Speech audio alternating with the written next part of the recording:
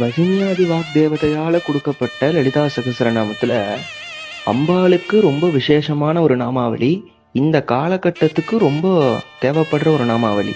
நிர்பேதாயை நமஹா அப்படின்னு சொல்லிட்டு ஒரு நாமாவளி. பேதம் அப்படின்னா இது ஒசத்தி இது தாழ்த்தி அப்படின்னு சொல்லிட்டு பார்க்கறது.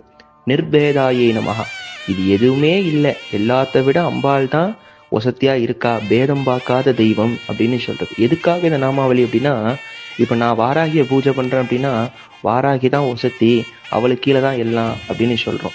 இல்லை நான் ராஜசாமலை ஆராதிக்கிறேன்னா ஷியாமலை தான் முதல்ல, இவாகலாம் அப்புறம் தான். கணபதி உபாசகரா இருக்கேன்னா கணபதி தான்ப்பா பிரணவம், அவரு தான் மூலம், அவர் தான் மூலாதாரம், எல்லாம் அவர் தான் அப்படின்னு சொல்றது. ஆனா அதெல்லாம் எதுவுமே கிடையாது. எல்லாமே போயிட்டு ராஜராஜேஸ்வரி மாதா கிட்ட தான் ஐக்கியமாறுது. அதனால வாராகி ஒசத்தி ராஜராஜேஸ்வரி தாழ்த்தி கிடையாது, இல்ல ராஜராஜேஸ்வரி ஒசத்தி வாராகி தாழ்த்தினும் கிடையாது. எல்லாமே ஒன்னே ஒண்ணுதான், ஒரே ஒரு சக்தி பல ரூபங்களா இயங்குறது. இப்ப நான் அதை ராஜேஸ்வரியா பார்த்தேன்னா அதுவே மத்தவா கண்ணுக்கு அது வாராகியா இருக்கும், இன்னொரு வாழ் கண்ணுக்கு அது மகாமாரியா இருக்கும். அம்பாள் கிட்ட காட்டக்கூடிய அதே பக்தி எல்லா தெய்வங்கள் கிட்டையும் இருக்கணும்.